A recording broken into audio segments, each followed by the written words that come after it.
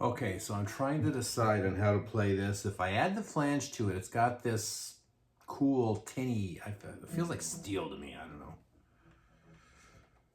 How am I starting here?